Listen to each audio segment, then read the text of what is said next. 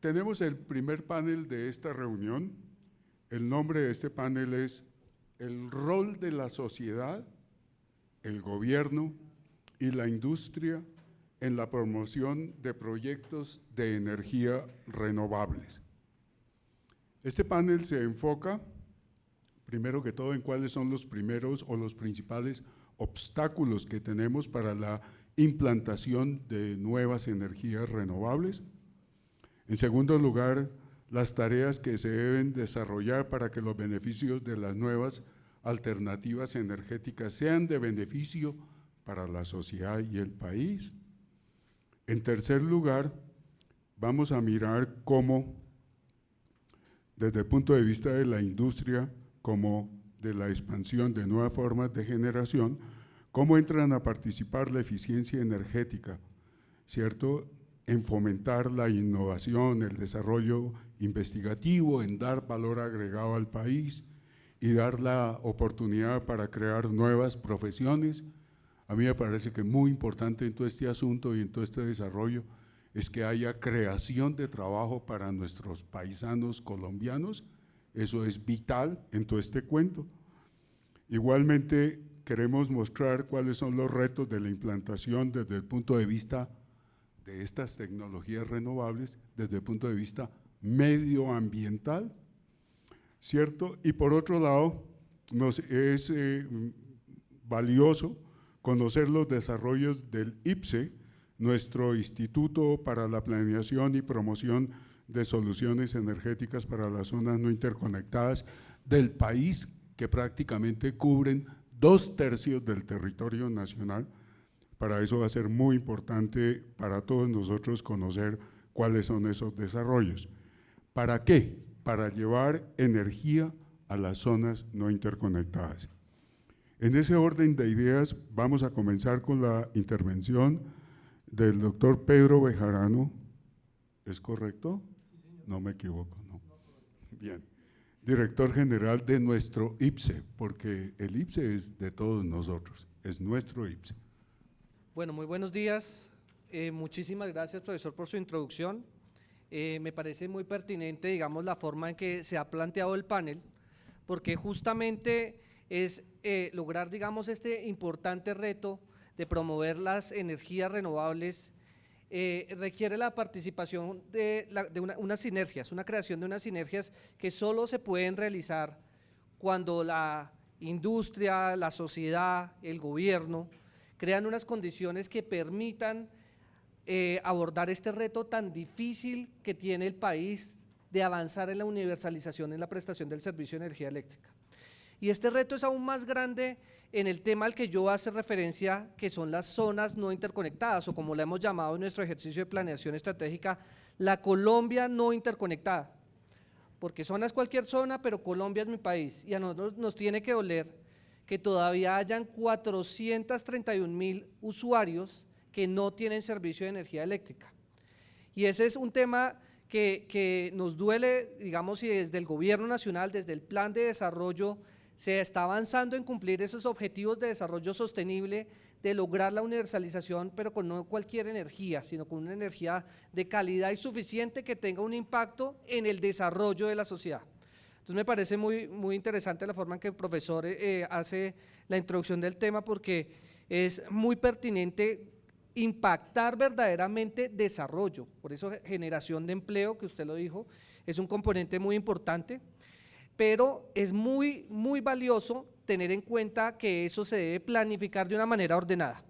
Entonces yo voy a hacer referencia primero como a una cosa que de pronto le suene un poquito filosófica, pero es muy importante a la hora de afrontar este reto tan importante, y tiene que ver con la misión del IPCE, que dice: a partir de información confiable, estructuramos e implementamos soluciones energéticas efectivas y duraderas, amigables con el medio ambiente, impulsando esquemas empresariales con la participación de las comunidades beneficiadas, dinamizando el desarrollo sostenible, mitigando el cambio climático y creando oportunidades para una mejor calidad de vida en la Colombia no interconectada.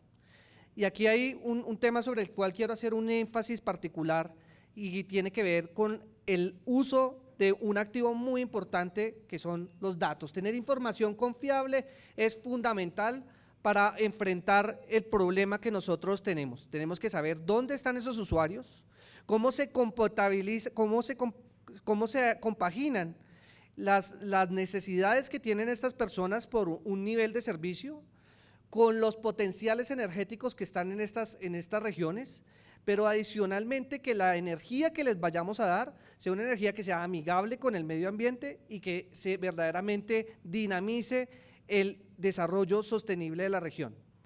Y aquí un componente muy importante, cuando usted menciona en el nombre del panel la sociedad, es muy importante el componente de las comunidades beneficiadas, las comunidades como responsables o empoderadas de su propio bienestar, es algo que tenemos que nunca perder de vista, porque cuando usted afronta un reto de política pública tan difícil, usted tiene que garantizar que eso va a ser sostenible en el tiempo, y pensar que un Estado subsidiario siempre va a estar ahí es algo que ya es una garantía de que la cosa no funcione. Así como hay programas de asistencia, de subsidios, etcétera, el tema de que las comunidades se capaciten, que se apoderen de su bienestar, que se generen esos flujos económicos que garanticen una sostenibilidad de las soluciones es un componente muy importante a la hora de hablar de la universalización energética sostenible. Y en ese sentido planteamos nuestra visión como instituto, que es que en el 2030, que es una fecha que coincide con los Objetivos de Desarrollo Sostenible, al lograr la universalización energética sostenible en la Colombia no interconectada, articuló la integración y transformación de territorios y contribuyó al empoderamiento de las comunidades como protagonistas de su bienestar y aportó significativamente a la transformación de la matriz energética en la Colombia no interconectada. Y aquí hay un punto muy importante que tiene que ver, ya lo mencioné, con el tema de integrar y transformar territorios, y es el impacto de lo que nosotros podemos hacer. El impacto de llevar energía a las zonas no interconectadas es gigantesco, es verdaderamente transformador, y en ese sentido es que nosotros planteamos este reto tan grande que tiene que ver con 52% del territorio de Colombia, que equivale a una punta al 10% más de España, al 60% más de todo el territorio de Alemania y a 2 veces el Ecuador. Son 18 departamentos, 5 capitales departamentales, 77 municipios, 27 cabeceras municipales y hoy en operación hay 1.913 localidades. Pero en este territorio de esta Colombia no interconectada suceden una cantidad de retos muy importantes que tienen que ver con las características de quienes allí habitan. Y en ese sentido, cuando usted tiene ese reto tan grande de avanzar en la universalización del servicio, usted se encuentra con que las localidades donde existe este reto de lograr la universalización son comunidades bastante diferentes a las que tradicionalmente enfrenta, digamos, el sistema interconectado nacional. Y eso sucede en varias dimensiones. La primera tiene que ver en términos de cobertura, en que son ampliamente dispersas y existe una baja posibilidad de ser interconectadas. Pero adicionalmente aquí en este gráfico podemos ver que las localidades, si usted toma las localidades tipo 3 y 4, que son menos de 151 usuarios, estamos hablando de más del 87% de las zonas no interconectadas son gente bastante dispersa, pero adicionalmente tenemos otras características de tipo socioeconómico, y es que allí convergen una cantidad de problemas donde convergen los grandes corredores del narcotráfico, cultivos ilícitos, ausencia del Estado, presencia de mucha población víctima del conflicto, y eso se deriva en altos índices de necesidades básicas insatisfechas, altas tasas de mortalidad infantil, bajos niveles de alfabetismo y múltiples condiciones que condicionan el desarrollo, y es allí donde la energía verdaderamente es un potencializador de un cambio y de una verdadera transformación. Entonces el reto no es pequeño, estamos hablando de que hoy existe apenas el 1.4% de la capacidad instalada del país está en las zonas no interconectadas, y en ese sentido, digamos, no, a pesar de que parezca poco, es un efecto que tiene un gran impacto transformacional en la vida de las personas que allí habitan. El reto, ya lo había mencionado, es que 40% de las viviendas sin servicio de energía eléctrica hoy están en las zonas no interconectadas. Estamos hablando de aproximadamente 173.000 viviendas que no tienen un servicio de solución, sin servicio en las soluciones que la caracterizan con mayor potencia, que son soluciones dispersas y aisladas. Y allí el rol, digamos, de implementar, digamos, allí también convergen muchos potenciales energéticos de fuentes no convencionales de energía renovable que se tienen que potencializar. Y en ese sentido, yo quiero, digamos, en estos minutos que tengo, hacer énfasis en el uso de los datos que nosotros tenemos que hacer para poder poner a disposición de los diferentes usuarios de la cooperación, ojalá participación público-privada o asociaciones privadas que pudieran contribuir a lograr ese objetivo de la universalización. Y en ese sentido, yo quiero, mientras les voy contando acá, no sé cómo activar acá, allá, listo. Les voy a contar rápidamente el énfasis que he estado haciendo en estos meses que he llegado a la entidad, y es de poder caracterizar de manera clara los temas que suceden en la Colombia no interconectada para identificar el problema y para empezar a focalizar la forma en que debemos avanzar, no solo en el ejercicio de cobertura, que es en lo que he hecho más énfasis y es donde está el reto más grande del gobierno, pero en el ejercicio de poder hacer una transición o una transformación de la matriz energética de la forma más eficiente posible. Toda vez que en estas regiones, donde se concentra la mayor cantidad de parques naturales, los ríos más grandes, etcétera, estamos generando en un 96% con diésel. Y lograr esa transición, como lo mencionaban ahorita, es muy importante, y de repente el tema de la acumulación mientras se desarrolla, usar ese puente de energía de transición que el GLP o el gas natural permitirían, es una oportunidad transformadora gigantesca cuando usted tiene un reto tan grande. Y en ese sentido, el hecho de poder identificar geográficamente territorios donde se concentran políticas de Estado, como los planes de desarrollo con enfoque territorial, donde es necesario tener en cuenta que en el territorio convergen muchas políticas de muchas entidades que se tienen que articular y que tienen que tener ese componente de sociedad, de responsabilidad de las comunidades para garantizar la sostenibilidad de estas soluciones aisladas, que no es igual decir que existe un incentivo económico como lo puedes tener en el sistema interconectado nacional, sino que el reto aquí es más grande. Aquí vemos, por ejemplo, los cruces que existen cuando usted identifica las zonas más afectadas por el conflicto, los planes de desarrollo con enfoque territorial y las zonas especiales de intervención integral que han sido priorizadas por el gobierno. Cuando usted sobrepone esa información, usted se da cuenta que una altísima proporción de esos sitios donde las políticas de Estado se están concentrando son en zonas no interconectadas.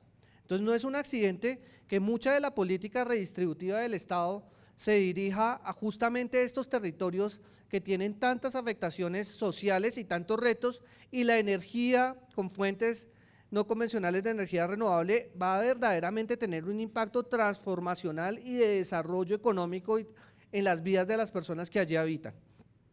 Entonces nosotros tratamos de poner en este ejercicio todos los activos de información de dónde estamos estructurando temas con regalías, con fuentes de financiamiento de proyectos como los fondos FASNI, que son específicamente destinados en el presupuesto nacional para aumentar cobertura, y los fondos de los recursos del FAER, que son otros fondos que usted puede usar para aumentar cobertura, pero por extensión de redes. Entonces, la identificación geográfica de esos puntos le permite a usted hacer una planificación mucho más estructurada y mucho más ordenada de cómo se aproxima un problema tan difícil y tan complejo. Obviamente, el propósito es avanzar así como lo ha hecho la Universidad de MIT, el gobierno español, en poderle meter, digamos, un modelo de redes complejas detrás de esto para encontrar cuáles son los mecanismos que matemáticamente hacen costo eficientes una determinada solución frente a otra. Y si usted esto no lo hace con ciencia y con rigor, pues simplemente puede estar hundiendo recursos que van a impedir que el tema sea sostenible en el tiempo. Acá en este mapa estamos relacionando, por ejemplo, las infraestructuras que se han realizado en las zonas no interconectadas, porque lo primero que uno tiene que saber es qué tenemos allí. Y en ese sentido, saber cuáles son las redes que, por ejemplo, en este caso estoy aquí dibujando las que son propiedad del IPSE, cuáles son las soluciones fotovoltaicas que se han implementado, cuáles son la vida útil de unos determinados grupos electrógenos para usted no ser reactivo, sino proactivo en poder modelar dónde va a ser la siguiente falla, o dónde usted puede, al generar una transición, hacer mucho más eficiente una transición, digamos, a un recurso más limpio. Y en ese sentido usted tiene que saber cómo está operando. Y aquí tengo, digamos, les estoy presentando en esta sección de la presentación los puntos donde el IPSE realiza la telemetría de la generación en el país. Si bien es cierto, logramos monitorear el 80% de la generación con telemetría y este monitoreo remoto, existen retos que la cuarta revolución industrial nos van a permitir avanzar a tener un monitoreo mucho más claro y más permanente de lo que sucede en las zonas no interconectadas. Se me acabó el tiempo, yo voy a dejar en este punto y simplemente quiero agradecerles la invitación a participar en este importante panel. Gracias. Muchísimas gracias por su presentación, la cual obviamente a todas las personas del auditorio nos ha dado información de lo que ocurre en esa Colombia lejana, olvidada, aislada. Y no solamente no interconectada eléctricamente, sino no integrada a ningún esquema de producción, a ningún mercado, a nada. Eso es una cosa muy importante que debemos tener en cuenta y su ilustración ha sido muy buena, muy completa. Esperemos a las preguntas. Nuestro próximo panelista es Óscar Ferreño, director de Relaciones Institucionales de Ventus Ingeniería. Muchas gracias. Bueno, muchas gracias. No, respecto a los temas del panel, a mí me gusta poner las cosas en su contexto histórico. Los sistemas eléctricos o los mercados eléctricos como lo conocemos tienen más o menos 120 años, 130 años. Y durante los primeros, yo creo que 70, 80 años, los sistemas eléctricos eran sistemas de concesiones. O el Estado daba el servicio eléctrico en un lugar o lo concebía, daba una concesión a terceros y aparecían las empresas de integración eléctrica vertical, que le decían, bueno, usted tiene esta región, acá tiene que poner su generación, su transmisión, su distribución y cobrar una tarifa por ese servicio que es una concesión pública, un servicio público. Ese sistema funcionaba bastante bien, pero a veces no era eficiente porque a veces los inversores, los concesionarios, aumentaban la inversión. Yo pongo como ejemplo, en los años 70 visité una central térmica en Buenos Aires, Central Puerto, y quedé asombrado. Era una catedral con paredes de mármol, vitró, piso ilustrado, y esto no tiene nada que ver con una central industrial. Nos dicen, no, dice, lo que pasa es que la tarifa va de acuerdo a la inversión. Entonces, cuanto más inversión, más tarifa y más rentabilidad. Bueno, eso llevó a que en los años 80 surgieran los mercados eléctricos, que dijeron, no, mira, la generación deja de ser un servicio público, ahora va a ser un servicio de competencia. Y en esa competencia se supone que está la eficiencia, y después la transmisión y la distribución, sí, es un servicio regulado, como puede ser un transporte colectivo de autobuses. Pero vamos a buscar la eficiencia en la tarifa en esa competencia. Y creo que funcionó muy bien, pero ¿qué pasó con esto? Esto llevó a las máquinas de generación que tuvieran costo operativo, no importaba el costo operativo, sino que la inversión fuera lo más baja posible.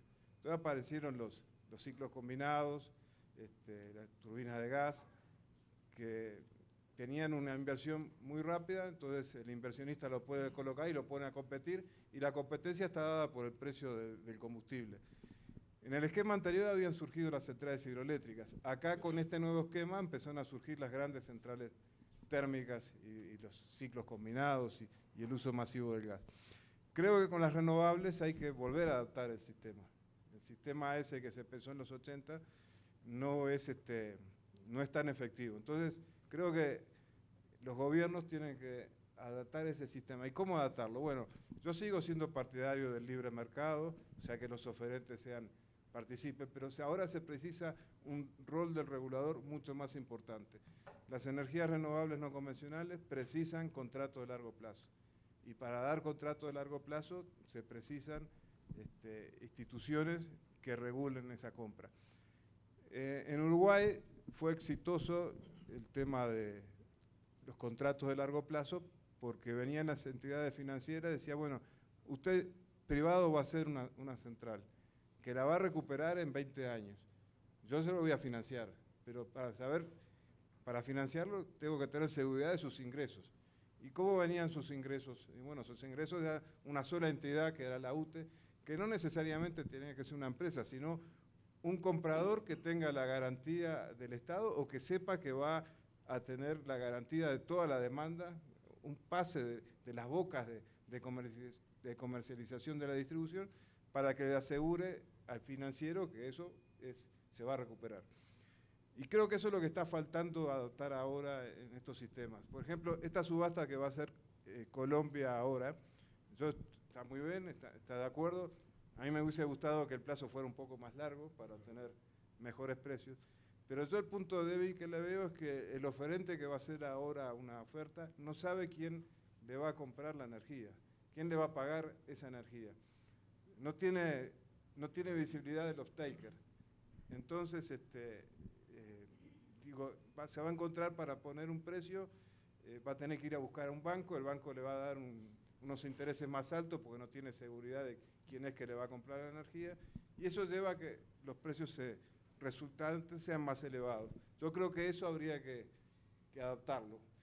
Y no es tan difícil. Yo hoy ponía el ejemplo. Colombia resolvió el problema de la confiabilidad a través del Estado. Es el Estado el que hace la subasta de confiabilidad y que después las cobra y las distribuye. Bueno, con las energías renovables debería pasar, por lo menos al principio, algo parecido.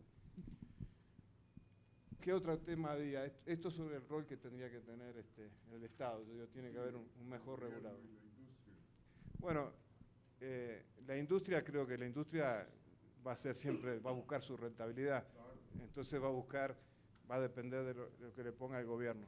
Pero Oscar, quisiera entonces en este momento que nos dieras unas luces acerca de la interacción de estos parques que ustedes tienen y de los parques solares con el medio ambiente. ¿Cuál es tu percepción de...? Bueno, había mucho miedo al principio con los parques, sobre todo los eólicos. Se hablaba de que iban a afectar las aves migratorias, que iban a afectar el murciélago. El murciélago, ¿qué importancia? Bueno, es muy importante porque el murciélago es el que controla los insectos. Y parecería que los murciélagos son ciegos, usan un sonar y decían que las aspas de los molinos producían un ruido que podía desorientarlos. Bueno, la verdad que nada de eso ocurrió.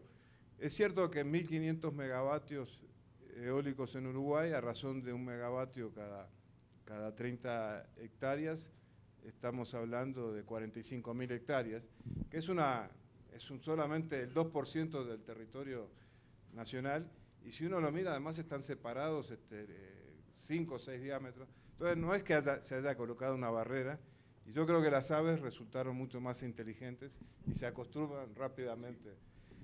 Y el tema de los murciélagos,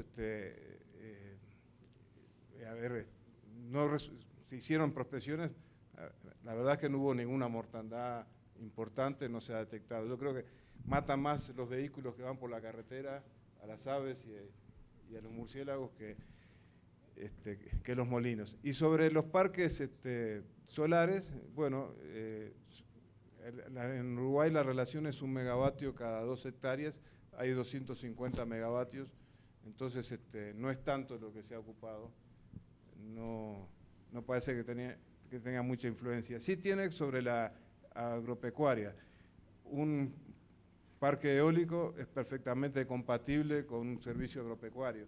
Es como que a la estancia, ¿se llama estancia acá? Sí, no, la finca. La finca, la hacienda se le pusieron un nuevo piso, Sí. y en un segundo piso se produce generación eléctrica, y en el piso se sigue plantando soja o café o ganadería. En cambio la solar no, la solar es donde hay un panel solar, abajo no hay nada, no puede haber nada. Yo quisiera también anotarte, y me gustaría un comentario sobre el caso particular. Ustedes le dieron mucho énfasis en capacitar a los campesinos de las zonas rurales para que aprendieran a negociar con los desarrolladores de los parques. Eso me parece a mí un plus. No es que llegue alguien y le ofrezca algo al campesino, sino que a ellos se les informó, se les enteró Sí, de eso en particular.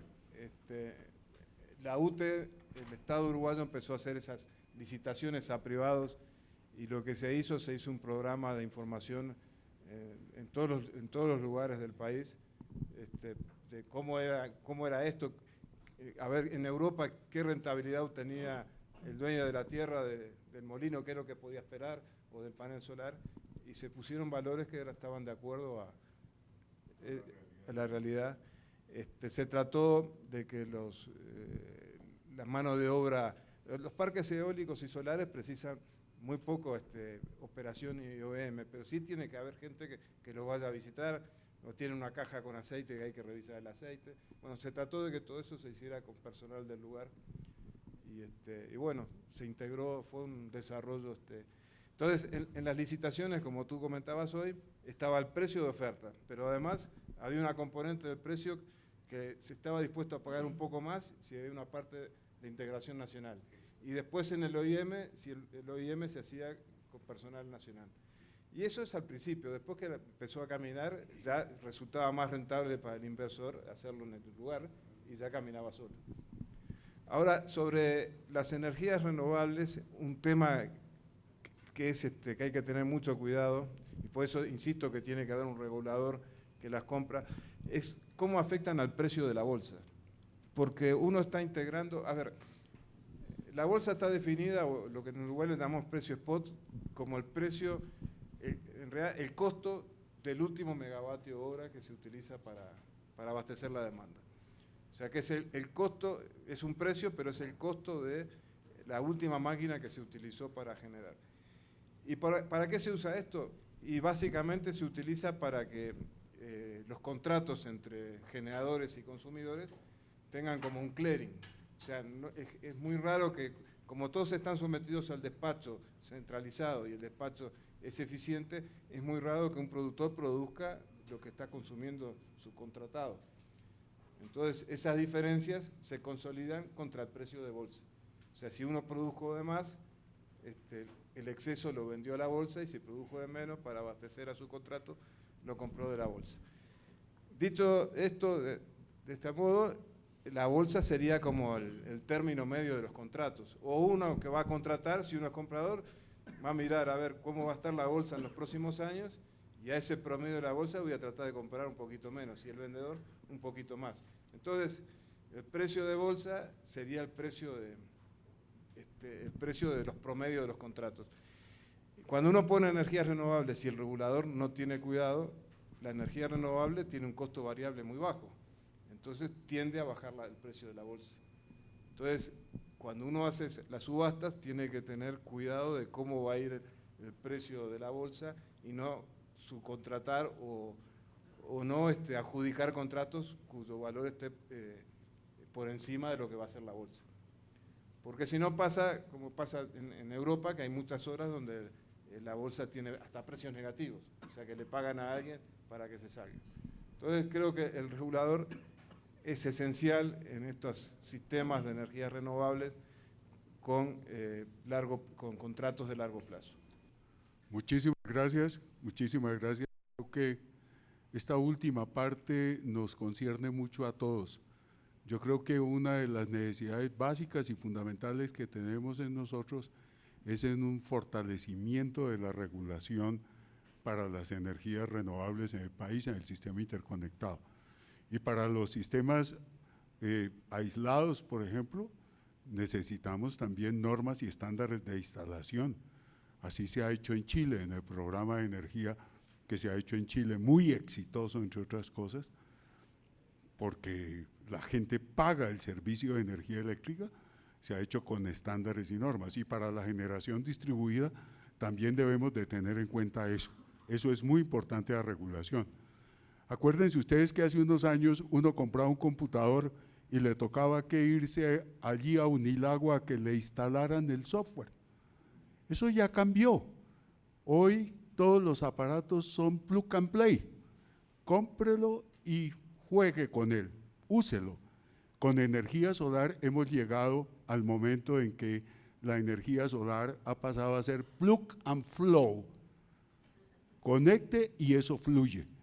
Entonces, en ese sentido, los sistemas, por ejemplo, de generación distribuida tienen que tener una regulación que realmente proteja la calidad, la confiabilidad del servicio de energía eléctrica prestado hoy en día a través de nuestras redes. Eso es básico, eso es fundamental. Mientras saludo no me corre el tiempo hasta que no aparezca la presentación.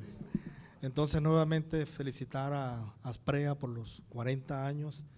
Es un honor estar acá con todos ustedes, a los panelistas que me han antecedido. Gracias, Carlos, Alberto, perdón. También a la Fundación Heinrich Böll, que trabaja muy fuerte estos temas. Agradezco por hacer posible que esté acá para aprender mucho con ustedes. De hecho, he aprendido más quizás de lo que yo voy a decir ahora. Yo he titulado esta presentación. ¿Cuántos minutos tengo? En este momento no lleva sino 35 segundos. Entonces tengo 20 minutos. ¿Qué aprender de la transición energética en Alemania? Y gracias a que mi colega alemán ya habló sobre esto, probablemente voy a ser rápido en algunas láminas. Voy a hacer una pequeña introducción, voy a hablar de los actores que tenemos allí en el panel, pero también voy a hablar de los factores detonantes y actores determinantes. Un poco la ruta de la transición energética alemana y unas reflexiones que probablemente en el camino las vamos a ir analizando. Quiero ponerle a la transición energética de Alemania un rostro. Quiero que se queden con esta imagen. Y es el rostro de la gente, es el rostro de la ciudadanía. Porque en Alemania, a diferencia de otros países, la participación de la gente ha sido muy importante, al punto de que el 42% de la energía renovable que se produce o se genera en Alemania viene de las manos de los ciudadanos, de la Alianza Ciudadana por la Energía, y esto me parece que es fundamental. ¿Cómo llegó Alemania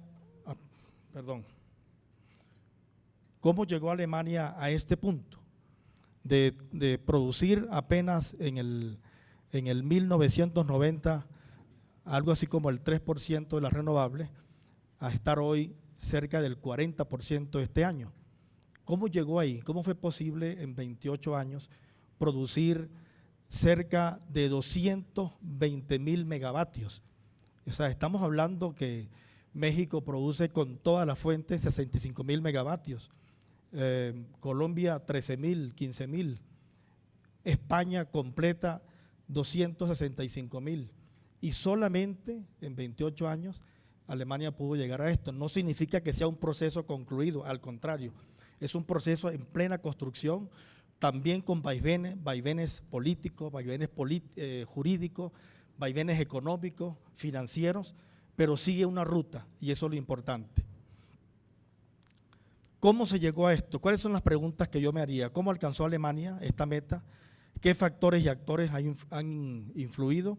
y qué estrategias políticas y regulaciones se han implementado, y si pudiera esta experiencia alemana de algún modo ser inspiradora para procesos como el colombiano o de otros países.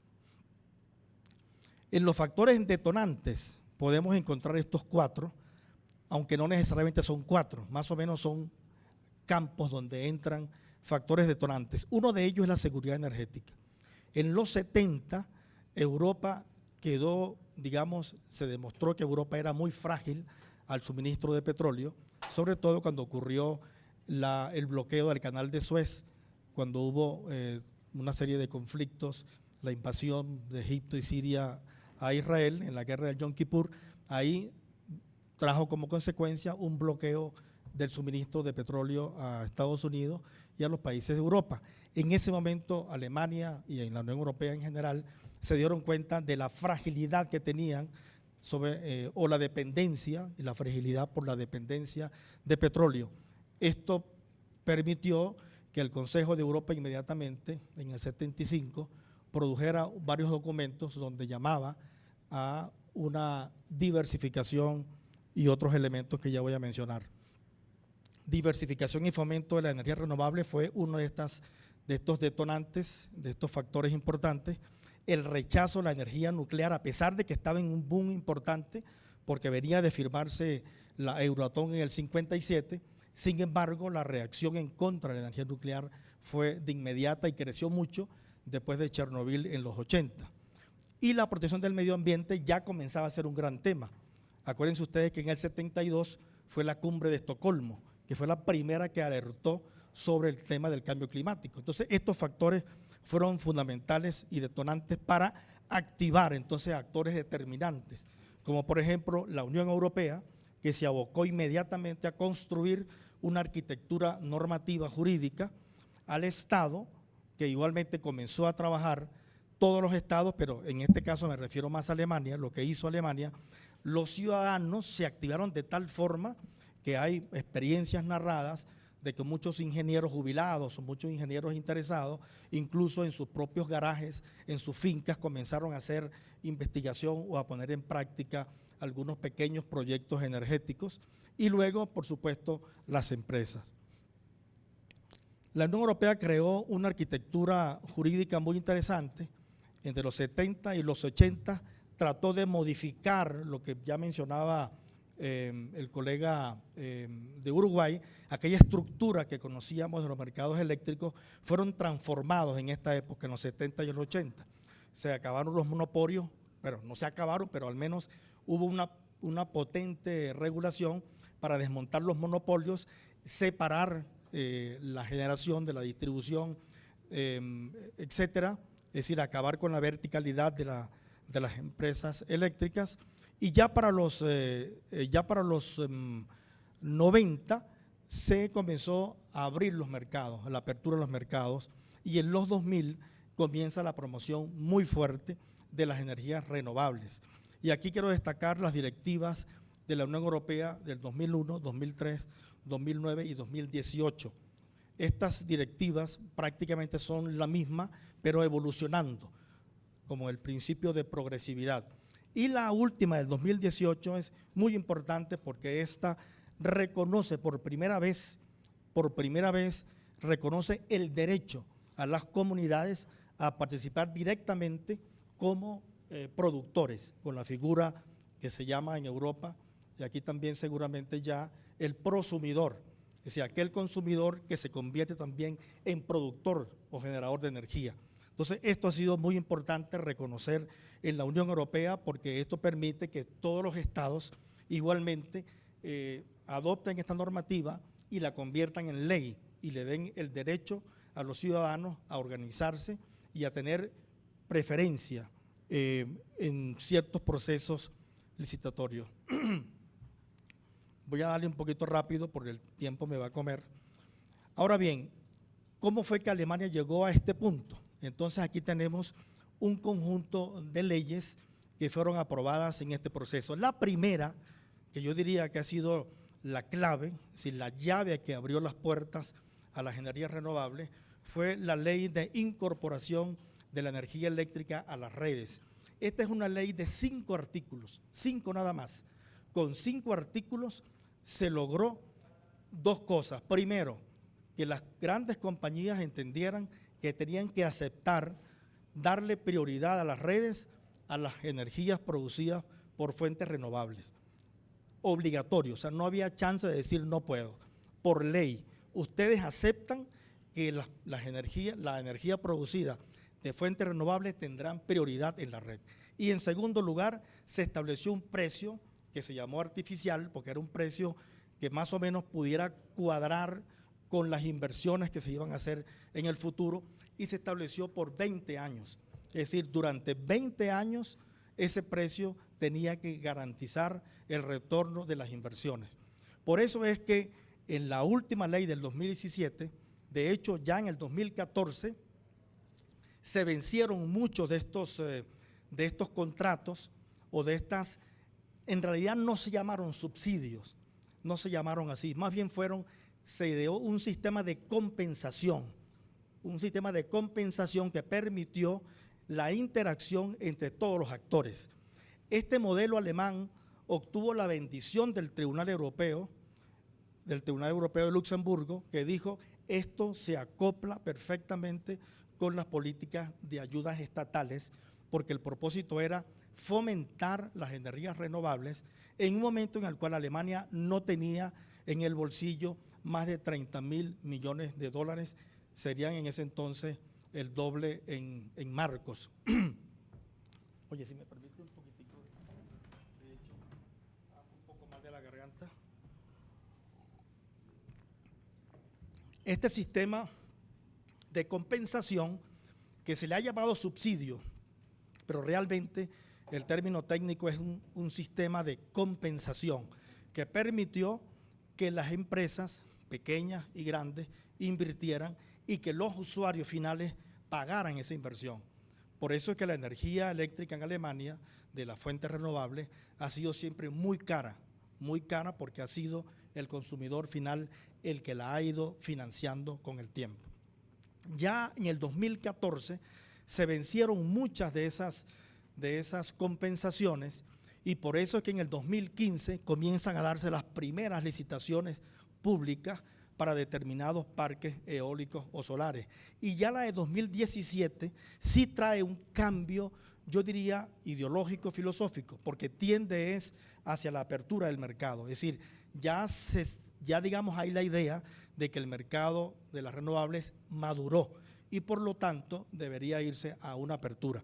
Esto ha creado, es un tema como lo mencionó muy bien el ingeniero, ha creado ciertas fricciones y cierto descontento, sobre todo en la parte más importante, que son la Alianza de Ciudadanos por la Energía Renovable, porque representan la cuota mayor.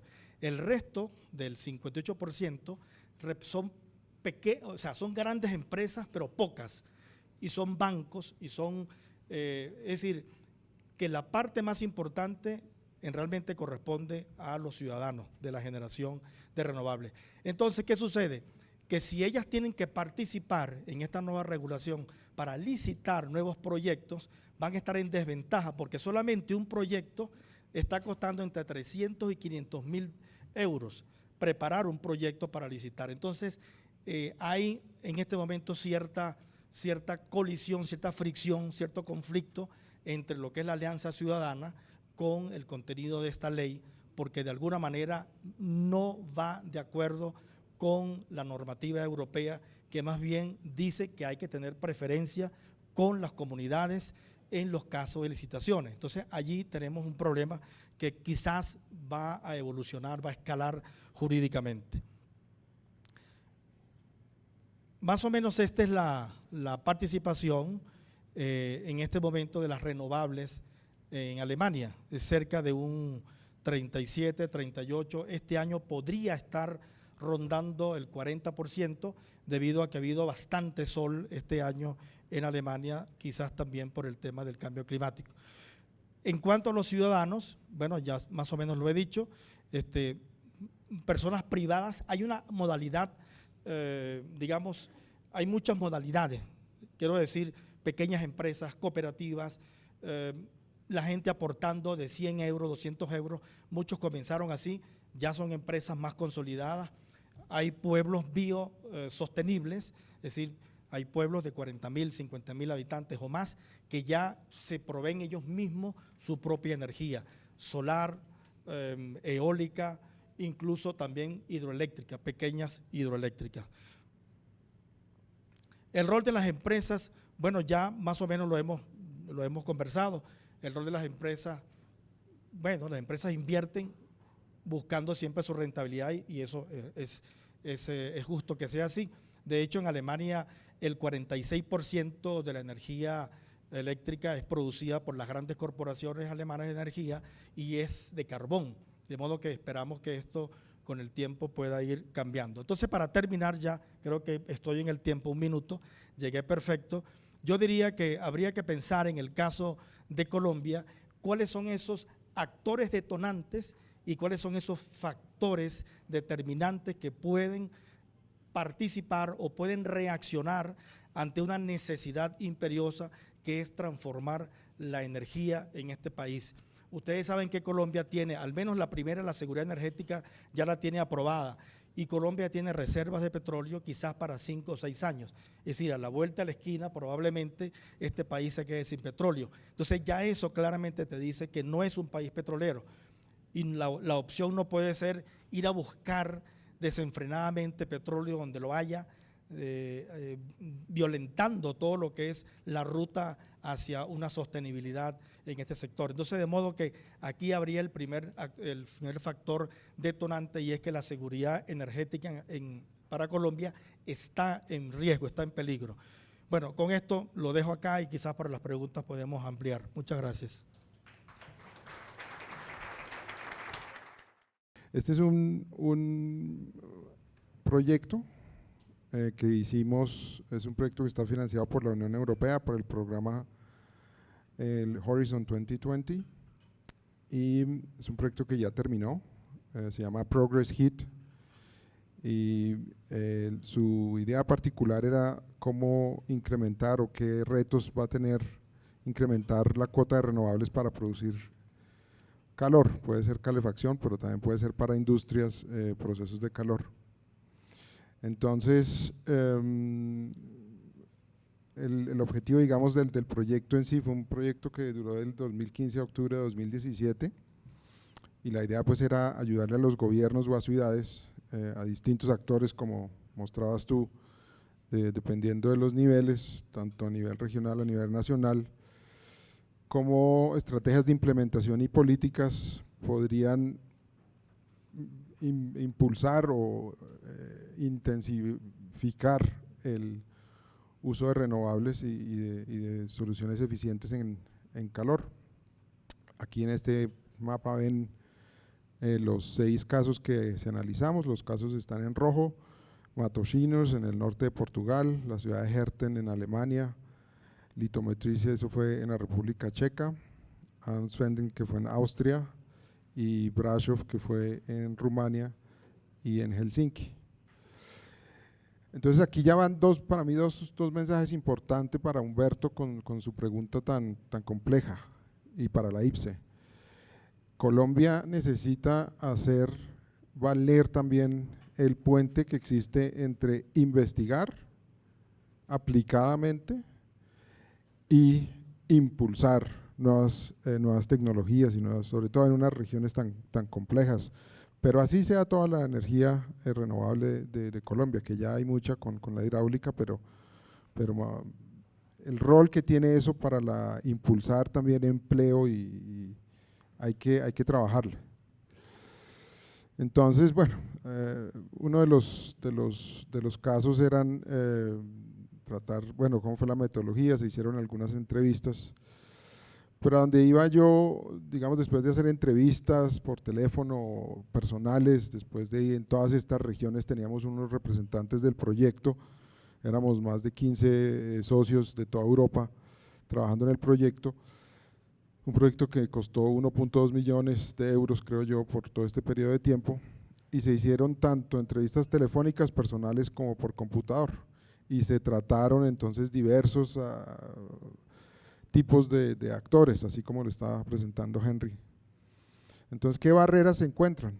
Entonces, simplemente les quiero leer un poco, resumir aquí rápidamente qué salen de estos 6 casos de estudio de Europa. Entonces, son los costos de desarrollo, los costos iniciales y los costos de operación, cosas que ya conocemos hace mucho tiempo, los costos de toda la parte institucional y estructural, y sobre todo lo que va orientado hacia incluirlas dentro del mercado. Entonces, lo correspondiente a la regulación de infraestructura, de regulaciones, del marco político, bien sea de un país o bien sea de la ciudad donde se hizo este tipo de análisis para estos tipos de proyectos. Un poquito les cuento acá atrás que son distintas ciudades, algunas querían hacer la inclusión, por ejemplo, de solar térmica a su red de calor que ya tienen en la ciudad. Es uno de los ejemplos, fueron varios ejemplos tecnológicos. Biomasa también hubo, sustitución de gas o sustitución también de procesos de gas por electricidad. También hay aspectos tecnológicos y también hay aspectos de uso de múltiple. Y también muy interesantemente, pues hay aspectos de comportamiento y de percepción, ¿no? Ahí, por una parte, hay mucha de la localidad en esas ciudades tan pequeñas que no estaban entrenadas aún, estamos hablando de Europa, pero no toda Europa es lo mismo. En distintos países habían muchas incertidumbres, también hay muchos gaps en el conocimiento que le incrementaban mucho al riesgo a la hora de pedir un crédito. Esto fue, digamos, en la parte de la demanda. En la parte de los que ya dan, qué tipo de actores, pues los mismos que dan, digamos, las empresas de energía dentro de esa misma localidad, también se lo preguntaban, y también las autoridades y las de la municipalidad pues fueron, digamos, los actores más importantes del análisis, y actores adicionales como los profesionales, los productores de tecnologías, los bancos, pero también muy importante pues también los aspectos de investigación y desarrollo. En el lado de la demanda, entonces se enfocaron también en entender la parte de las barreras desde el punto de vista del consumidor final en todos los sectores, perdón, y actores adicionales, pues las NGOs o las mismas agencias de energía, los mismos que instalaban o los mismos que asesoraban como ingenieros a los actores fundamentales. No sé cuánto tiempo llevo ya, pero ¿llevo 6 o me quedan 6? Ok.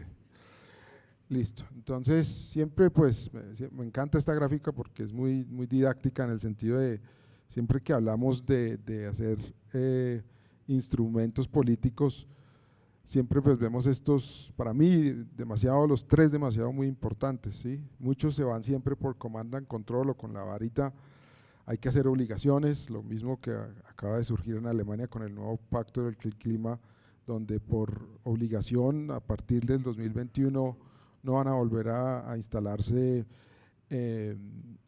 calentadores a partir de fuel oil.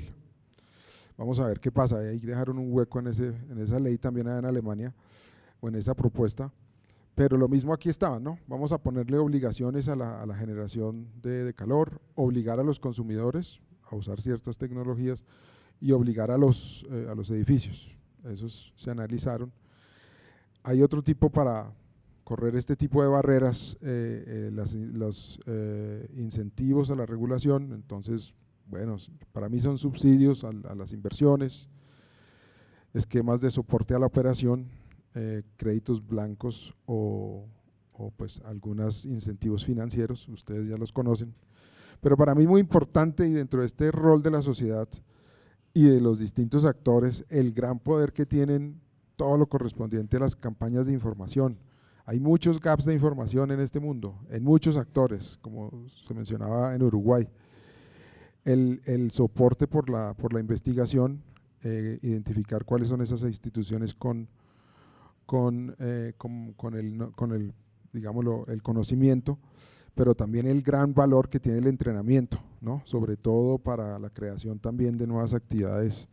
Van de la mano casi que para incentivar este tipo de renovables. No es solamente dejarle todo en manos al productor, la licitación terminó, opere, pero si queremos en verdad crear mercados hay que bajar a estos niveles donde también se incluyen estos tipos de instrumentos políticos.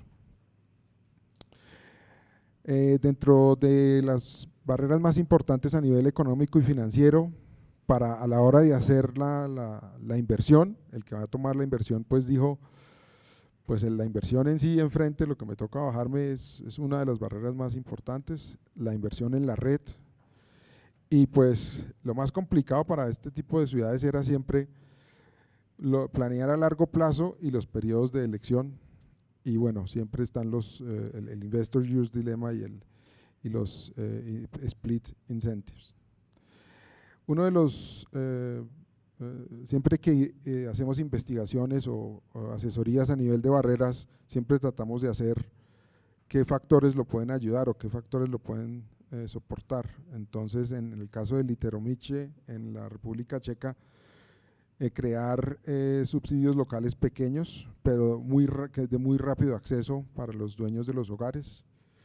La introducción de nuevos modelos de negocio en el caso de Helsingør en Dinamarca, o también Energy Performance Contracting, ¿no? Hacer un contracting asegurando entonces, esto también se hizo en Ansfelden en Austria y en la República Checa.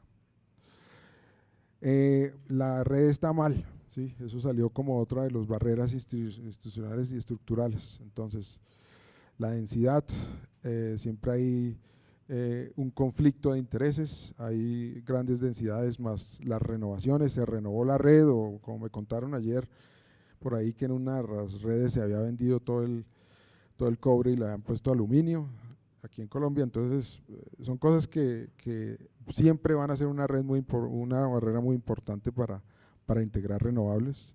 Los niveles de la temperatura para soportar o para entregar ese calor, en unos casos fue muy ineficiente, y si existen las maneras de integrar este calor a redes existentes de calor. En este caso, pues en Colombia tenemos distritos de frío, podría aplicarse una barrera parecida. Entonces, como valores, como success factors o factores que ayuden a bajar estas barreras, reuniones regulares con estos stakeholders. En Brasov y en Literomice se llega a que el diálogo es demasiado importante, y crear la cooperación con otras ciudades a lo largo de la República Checa.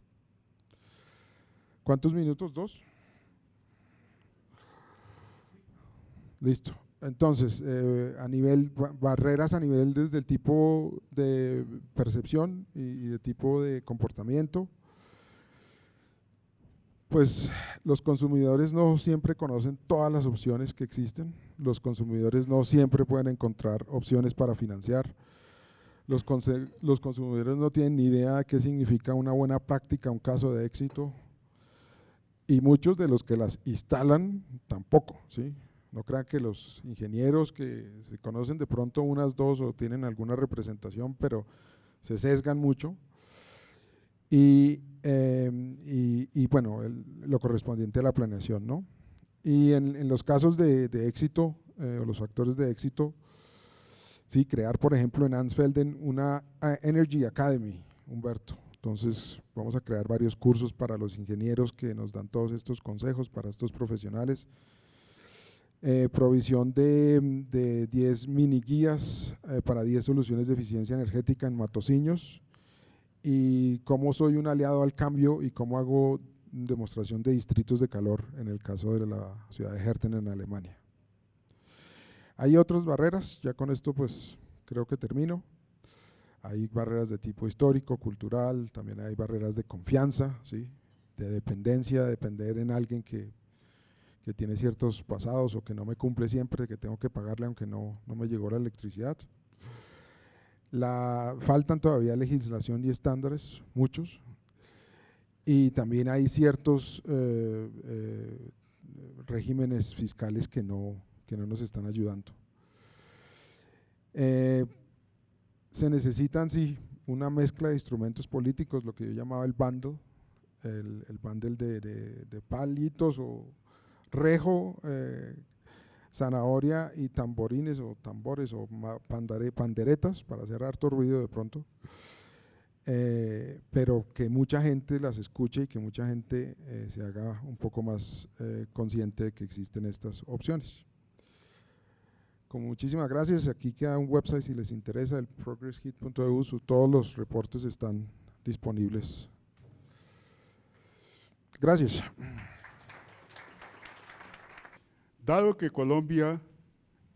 en Colombia se subsidia el combustible en las zonas no interconectadas, ¿no sería preferible para el IPCE cambiar estos subsidios, migrarlos, entre comillas, hacia sistemas de generación como PCHs, microcentrales, sistemas fotovoltaicos y otros que sean más limpios? Venimos al tema de los subsidios, que en Colombia ya pasan de los 200.000 millones de pesos anuales. ¿Cuánto? Sí, eso es. En todo el país pueden llegar a más de 3 billones de pesos, contando el sistema interconectado nacional. La ZNI son aproximadamente 200.000 millones de pesos.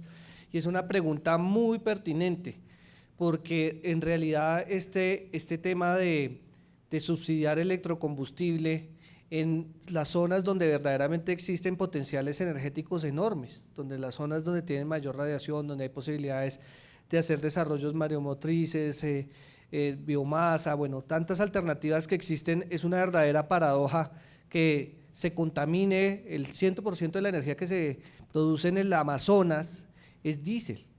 Entonces esta pregunta, digamos, es una pregunta que escapa, digamos, al control exclusivo del IPCE, sino es una decisión de política pública de todo el sector, y el responsable de la política pública es el ministerio. Y también hay un componente regulatorio que tiene que ver con que justamente todos esos activos, profesor, a los que usted hacía referencia en la pregunta, tienen que regularse para que sean igualmente competitivos que el diésel o el electrodiesel. ¿A qué me refiero? A que es indispensable crear la regulación que permita ver cómo se remuneraría el tema de una planta con GLP, que haya claridad absoluta en términos regulatorios de cómo se va a remunerar en los componentes, particularmente de la operación de los sistemas solares y todas las otras alternativas, y ese es un reto en el cual el gobierno tiene que seguir avanzando, porque sin lugar a dudas ese es, digamos, un efecto transformador de la matriz enorme, la sustitución del diésel por la cantidad de alternativas que hoy existen en el mercado. Muchísimas gracias, doctor Bejarano. De nuevo volvemos al punto de la regulación. Eso es importante. Y obviamente al tema de las políticas que concibe y desarrolla nuestro Ministerio de Minas y Energía. Tenemos para el ingeniero Óscar Ferreño específico un par de preguntitas, pero como tiene tantas las vamos a partir para dejarlo descansar entre una y otra persona.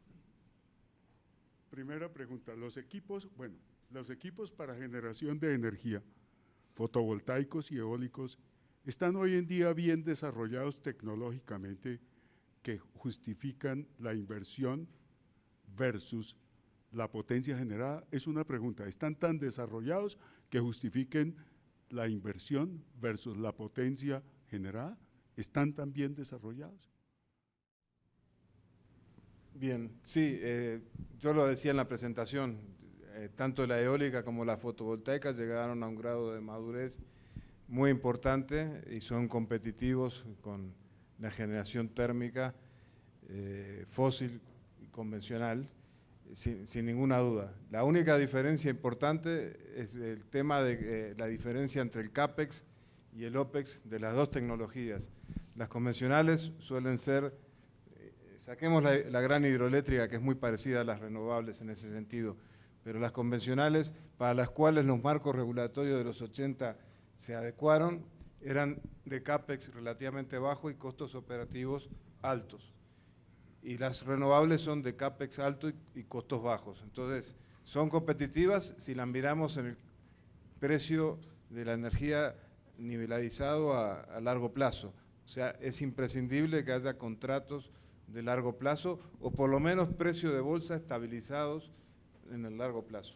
Gracias. Y hay una segunda asociada con esta misma. Dice, ¿a cuántos años está calculado el equilibrio económico de la inversión inicial? Y bueno, creo que 15 años es el límite.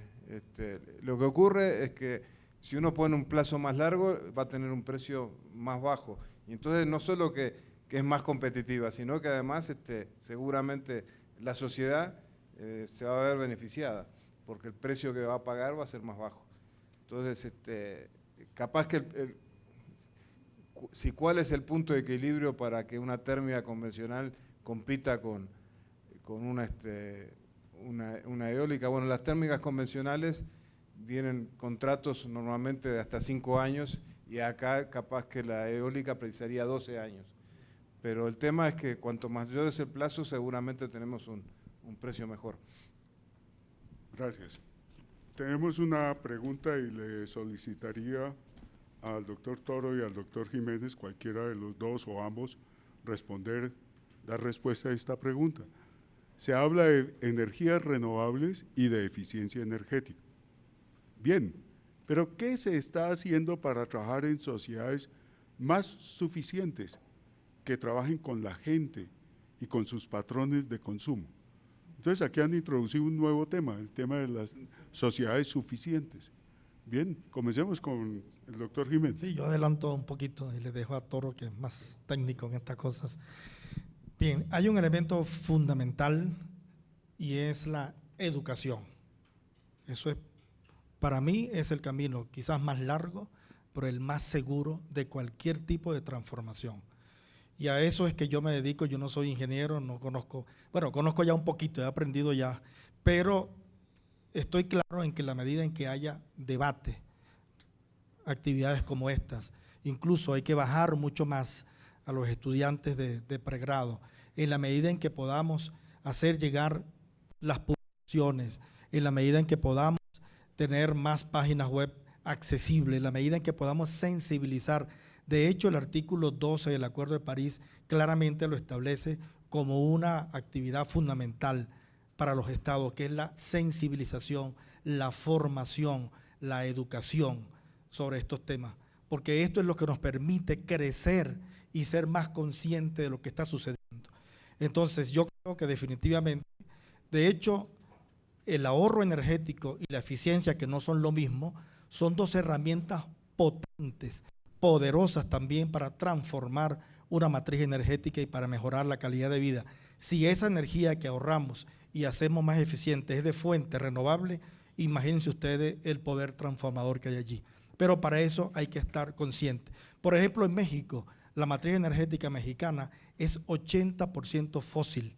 Esa es la matriz energética más sucia que tenemos en Latinoamérica, porque el resto del continente, más o menos en promedio, es 60% renovable por las hidráulicas, por las hidroeléctricas, quiero decir.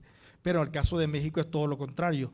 De cada 10 bombillos, 8 se están prendiendo o con carbón o con gasoil, y eso definitivamente no ayuda al medio ambiente.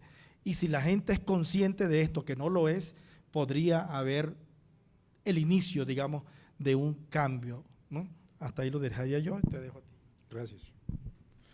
¿Se puede saber quién preguntó? ¿Se puede preguntar eso o es aquí todo privado? No, sí. ¿Quién hizo esta pregunta? Muchísimas gracias. Me parece muy acertado y muy actual el tema de sufficiency, suficiencia como uno de los elementos muy importantes dentro de las estrategias de eficiencia energética. Este año tuve la oportunidad de presentar una ponencia en la conferencia bianual de el Consejo Europeo para una economía más eficiente, el ECEEE, no sé si lo conoces, y presentamos precisamente lo que se hizo aquí en Colombia. Fue la primera vez que en un Consejo Europeo aceptan una presentación sudamericana, pero es muy interesante lo que se mencionaba la IPCE hace un rato, datos, ¿no?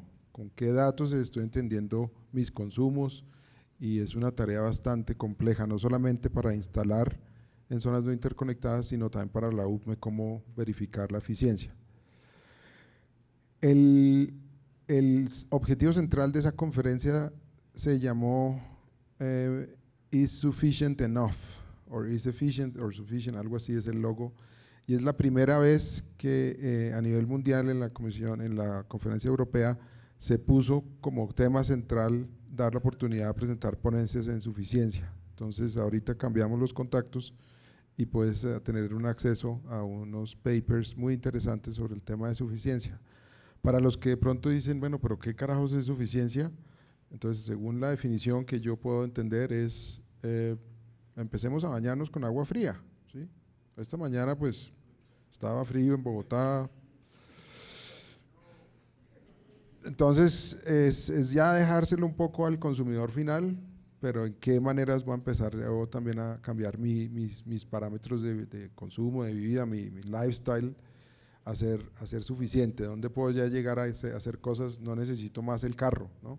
Ya no necesito comprar un carro, ya no voy a tomar, no necesito viajar más en avión.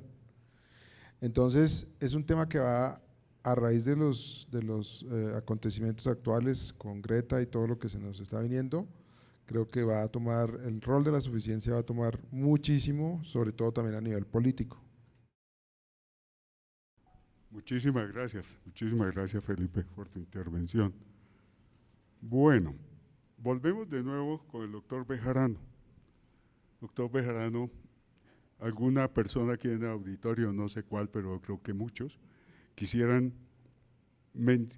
que el IPCEI nos manifestara o nos mencionara 2 o 3 objetivos que tiene el IPCEI en el largo plazo para las zonas no interconectadas.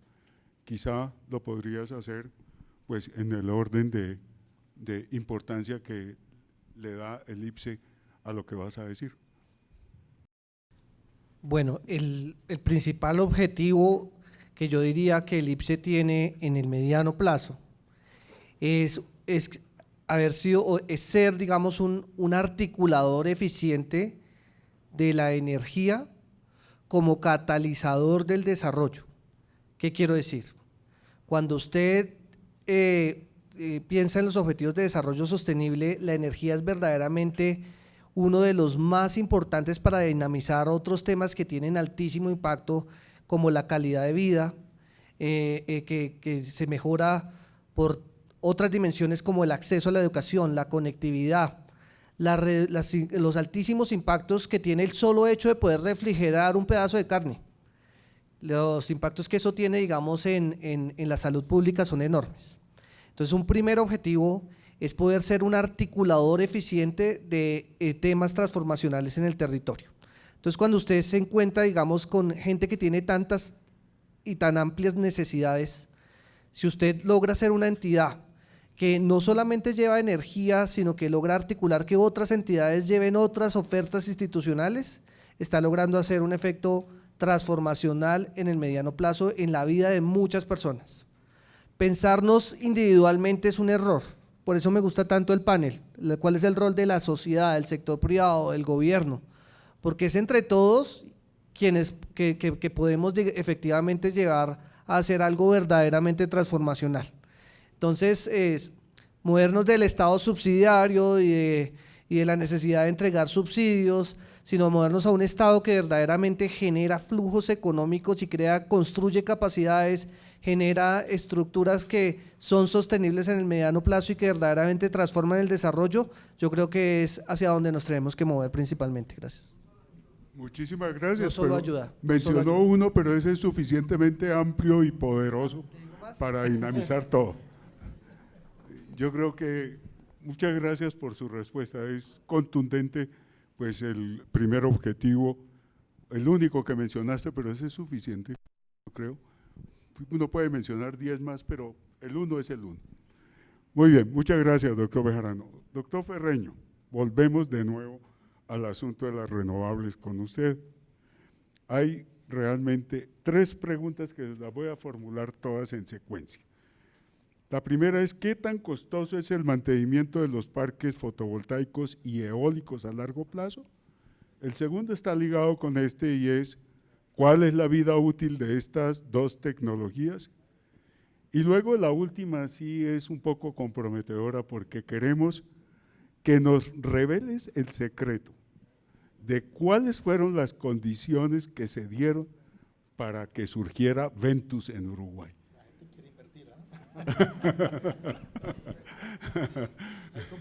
Bueno, aquí hay gente curiosa de esa última respuesta, entre ellos yo.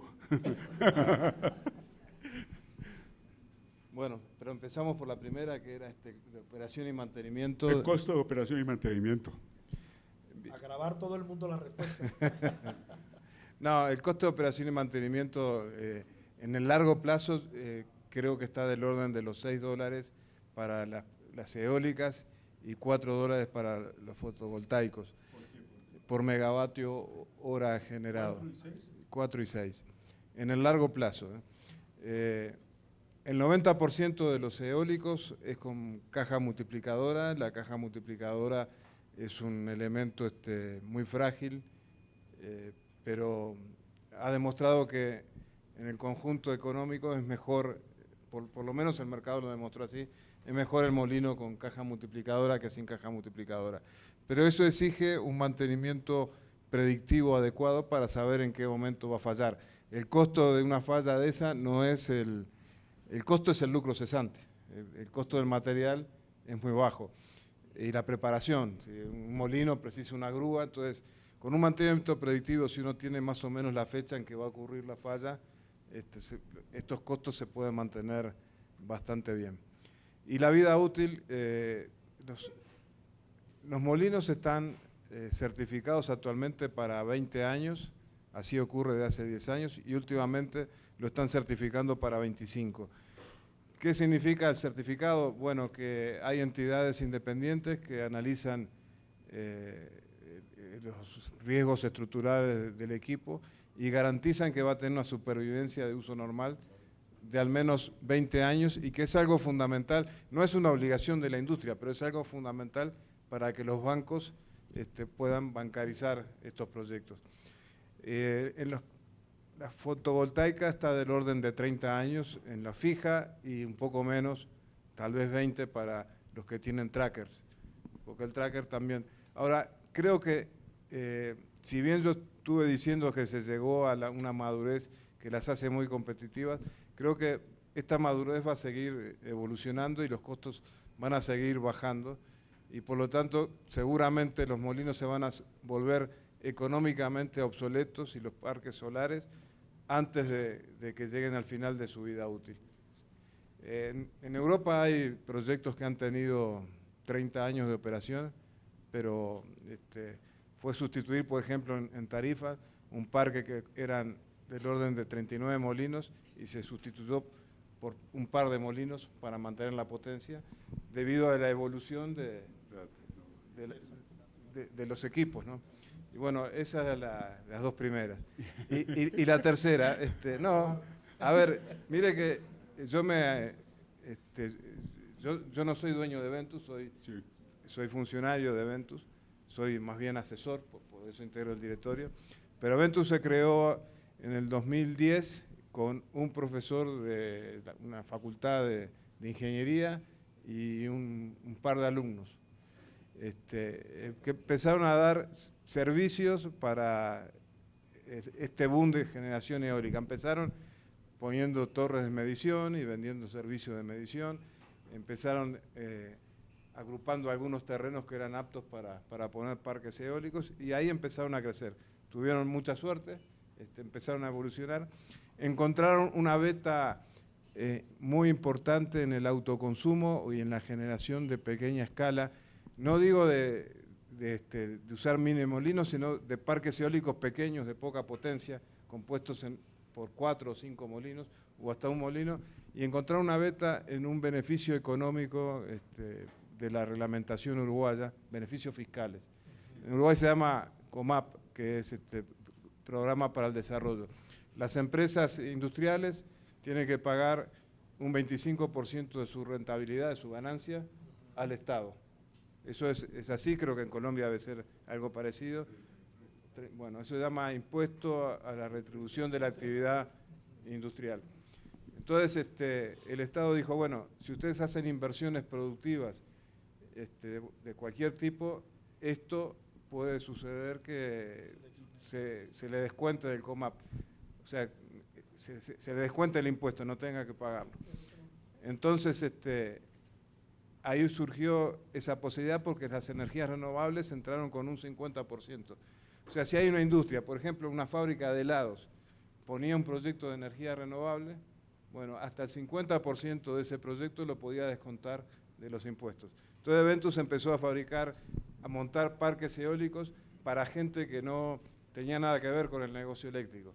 Por ejemplo, decía una fábrica de helados, una fábrica de productos porcinos, una fábrica de lana. Bueno, la fábrica de lana, un lavadero de lana es algo particular porque uno de los fundadores es hijo de un señor que tenía un lavadero de lana.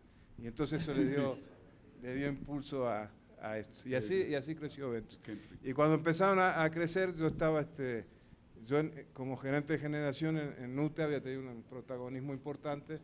Y cuando se dieron cuenta que se podía exportar en principio a Argentina, a Chile, Paraguay y Colombia, bueno, ahí me llamaron para ver si me podía integrar al equipo y ahí estoy.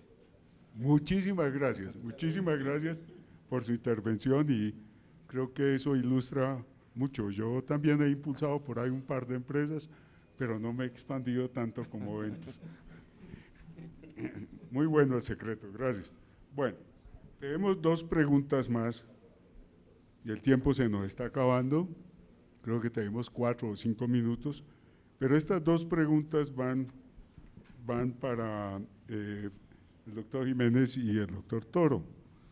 Dice, una de las razones por las cuales se tienen precios negativos en los mercados de Alemania, Chile incluso, han sido los subsidios, lo que tú mencionabas hace un momento. Esto definitivamente es una distorsión del mercado que al final encarece la energía. ¿Es conveniente entonces pensar en subsidios en Colombia?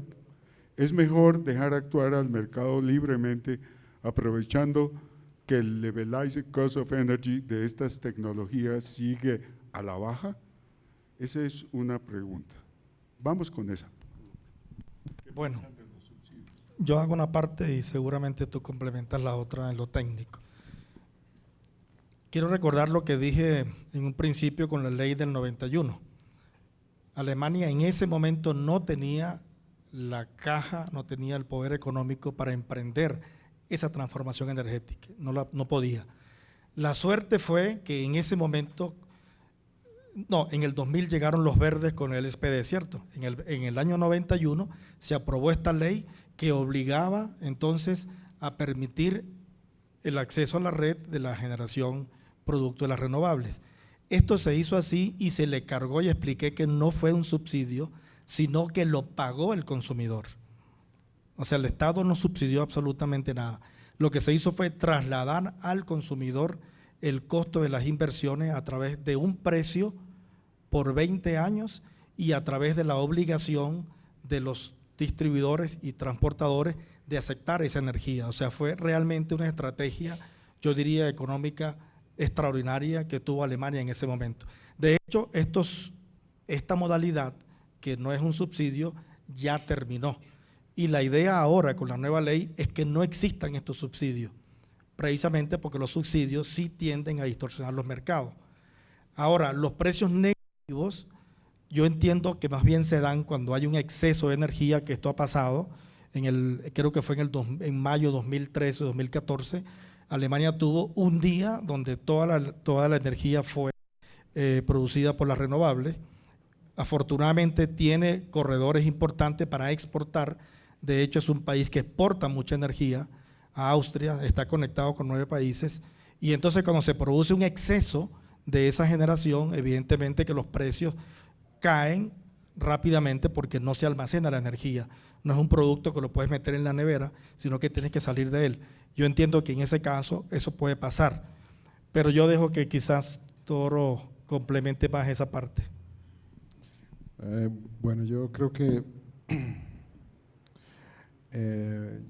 una de las gráficas que mostré que está con los rojos y los azules, y habría que ver dentro de un año, dentro de medio año, seguramente más en meses con más viento, con más sol, cuántos en verdad son las horas o los días a precio negativo, ¿sí?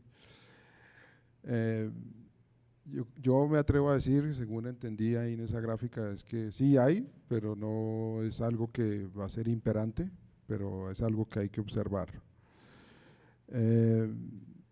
Sin embargo, no, pues también lo reconozco, no es mi especialidad estar ahora en el análisis de precios negativos, no. Creo que hay que buscar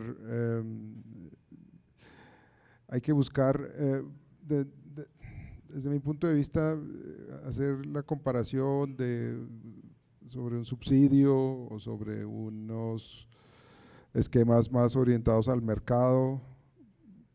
Yo recuerdo muchas veces, siempre confiamos como ciegamente que el mercado lo va a hacer, pero para estas nuevas tecnologías el mercado hay que intervenirlo, hay que ayudarlo, las regulaciones hay que cambiarlas, actualizarlas, así como el caso de Uruguay, que se requieren actualizaciones también a nuevos participantes en el mercado, y que pues sabemos que no es solamente una cuestión de sentarse, sino ya también hay muchos intereses y muchos lobbies detrás, que no son un papel pequeño, se ve reflejado en el mismo paquete de cambio climático que acaba de publicar Alemania, que es bastante austero y bastante, le quedó faltando, ¿no?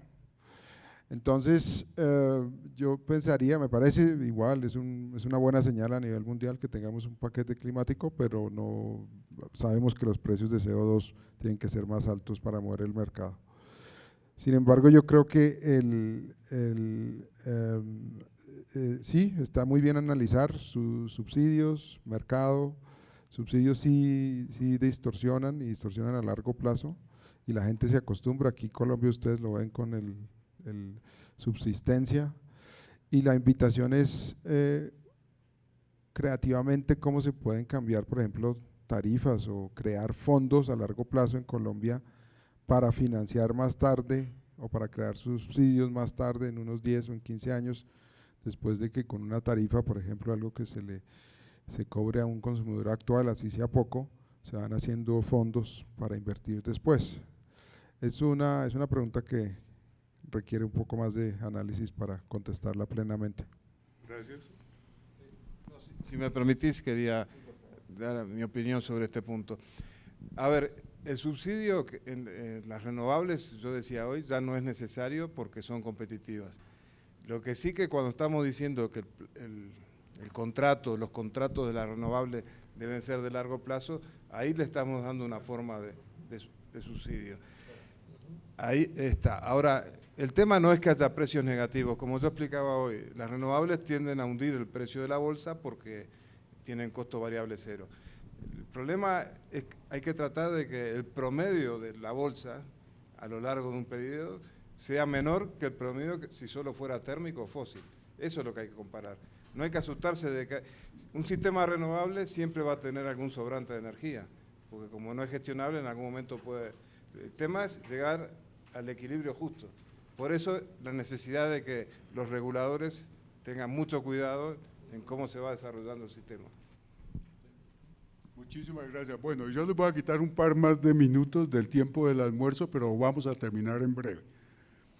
Aquí hay una última pregunta que dice, dado que Colombia es un gran productor de carbón, ¿piensan ustedes que será el gran competidor a vencer para la energía, las fuentes de energía renovable? ¿Más que el mismo gas? Bueno, yo creo que la respondo yo. Sí, gracias. Entonces, en los años 86 hubo una ministra que se llamaba Margarita Mena de Quevedo, fue ministra de Minas y Energía. Yo llegué con el cuento de que había una posibilidad para el mercado de carbón colombiano en Guatemala, en Cementos del Norte. Y me dijo, sí, tenemos que empujar la venta de eso.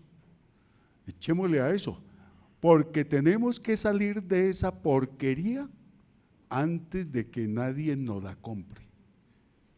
Esa fue la visión de la ministra en ese momento y se me quedó grabada. Después, entonces, el banco, ustedes saben que existe una regla que se llama The Golden Rule, y la Golden Rule es muy simple: el que tiene el oro pone las reglas. ¿La habían escuchado? El que pone el oro pone las reglas. El Banco Mundial decidió en los años 80 impulsar el gas y le cortó todos los fondos de inversión a los proyectos hidroeléctricos. Y llegó Guillermo Perry, después ministro de Minas y Energía, y empujó el gas.